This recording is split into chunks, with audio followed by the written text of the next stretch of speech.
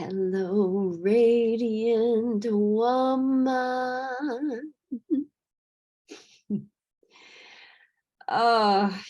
Sometimes when my mind just goes into overwhelm with trying to control all the pieces of everything that I've got going on, I just want to feel held, you know, held by strong masculine arms.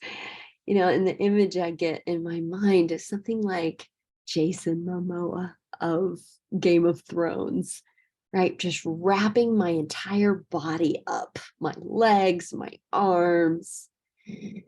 It's these moments of it's just too much, right? When my mind just can't get a handle on what to even do next.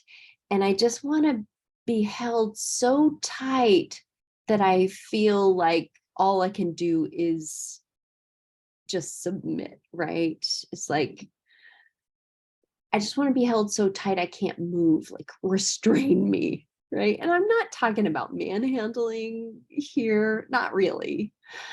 What the desire is this loving, strong, protective, masculine holding that just lets my body know that everything's going to be okay, right? And just this holding that just says everything's going to be okay. You can stop trying so hard, right? You can just surrender.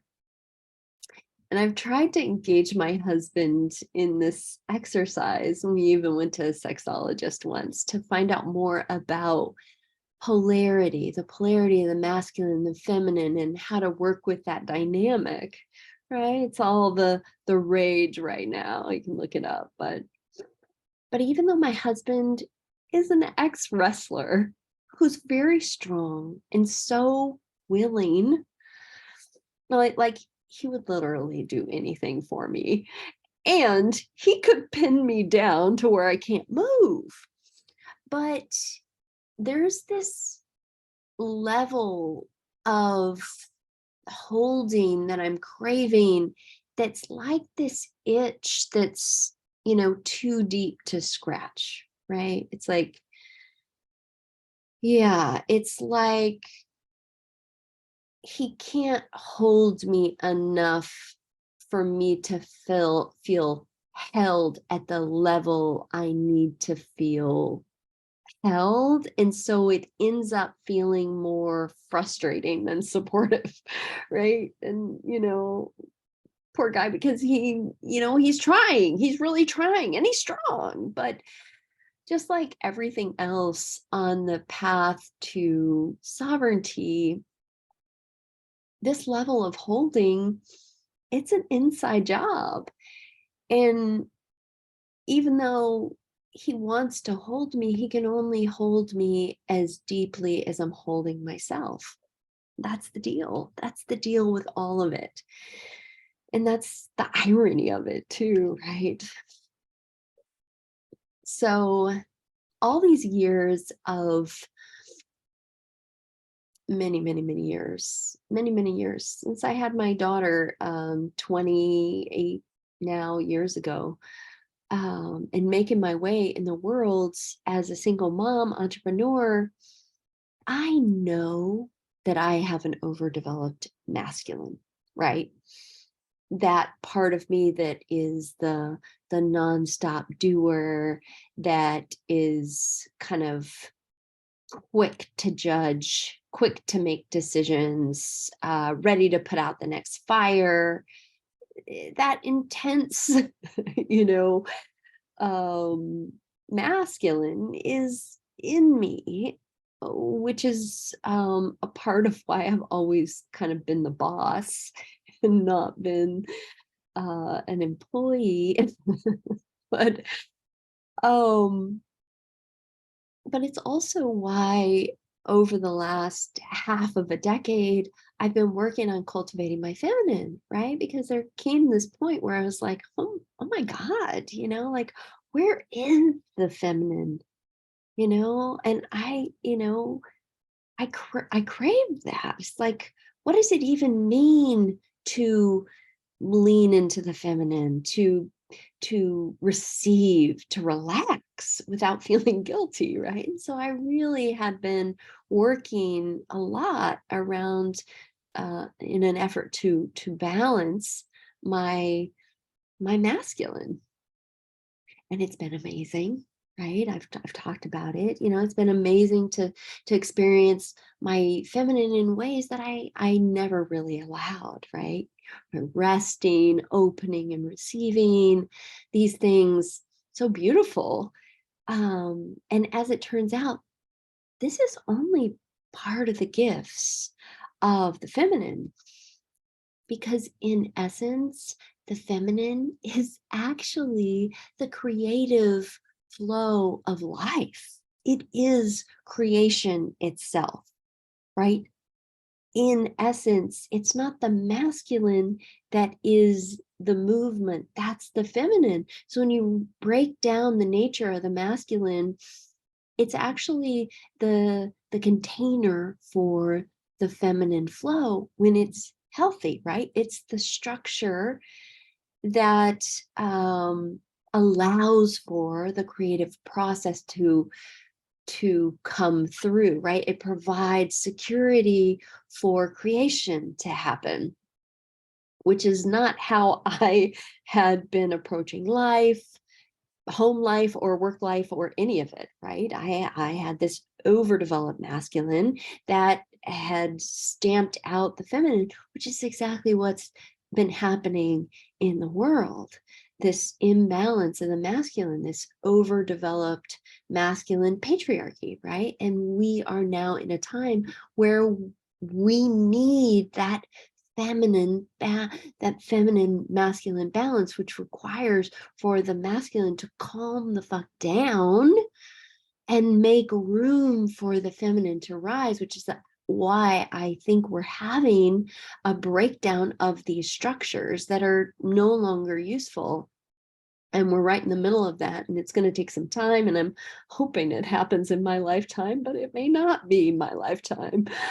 But I do know for myself that I believe in the idea of as within, so without, and that you have to be the change that you want to see in the world. That I believe it's true what 𝐤𝐧𝐨𝐰 is talking about, that we are living in a self-reflective universe, that we are creators of the world that we see. So we do have to start within. We do have to change our inner in order to transform the outer. So for myself, a few years back, I changed my relationship to work, right? So I was only seeing and I have been for some time now, only seeing clients 3 days a week and having the rest of the week to nurture and cultivate my relationship with myself and to have harmony with the other areas of my life. And that spaciousness has felt so amazing. And in truth, really, I've never felt more abundant in my life, which is such a huge surprise. Now, you'd have to listen to past episodes to know, and understand what it took for me to let go of to get that masculine to release. That was quite a struggle. In that took quite a wrangling to sell my business and to change my life in all the ways. However, so I've had some time, a few years, where I've had more spaciousness in my life. It's felt amazing. But in the last several months, something else has been nagging at me. And that is this creation that has been wanting to come through me. And it started knocking louder than ever before. And I just couldn't put it off any longer, right? So what I did was I said yes to it, and I started putting together this Heroine's Journey program, which is a culmination of all the work that I've been doing on myself over the past couple of decades, and all the tools that I've learned for transformation, and just put that into this beautiful program that launched last week.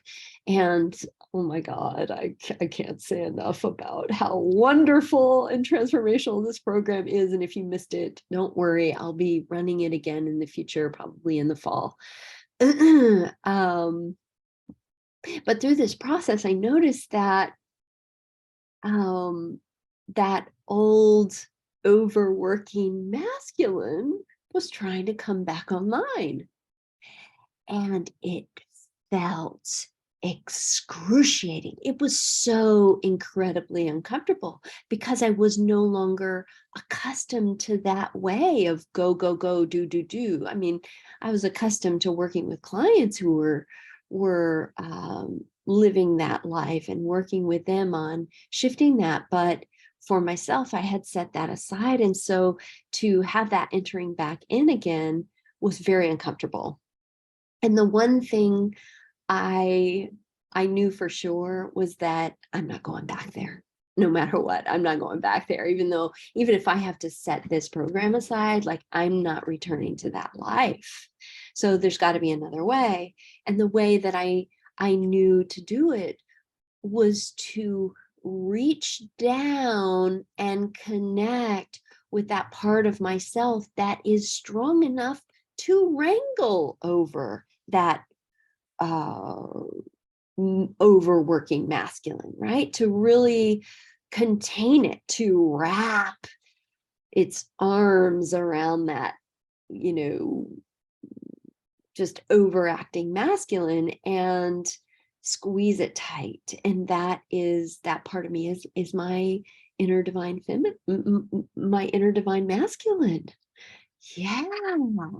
Did you know that there is something inside of you that is so strong and powerful and loving that can hold you like you've never been held before, like no one else can hold you? Well, there is. And it's your divine masculine. And girl, being able to lean into that power is everything.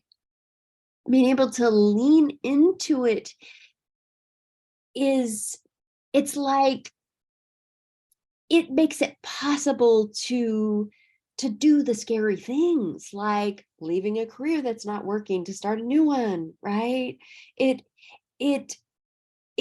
It's how to cultivate that inner trust in yourself to move forward in life. And so that's what I'm talking about, is that deep level of holding that has to come. It can only come from within. So does finding that take some work? Well, yeah, it takes some work to uncover it. There's some healing to be done. And some of that healing is healing the father wound. But it's all doable. And what the takeaways are profound, and it's a way better than going on in your life without it, right? So this, as you probably guessed, is some of the powerful reclamation work I do with my clients, and that I'm now offering in this group setting with the Heroine's Journey program. So if this is something that feels like you would like to access for yourself, if you have a desire to bring balance back into your life, then I would love to talk with you. I would love to chat and explore the possibility of one-on-one coaching, or even signing up for my program next go round. So you can definitely find out more about me on my website and the possibility of working together. But for now, I'm going to leave you with this and leave you to this beautiful day. And I'm going to sign off wishing you more love than you can stand. Blessed be, and so it is.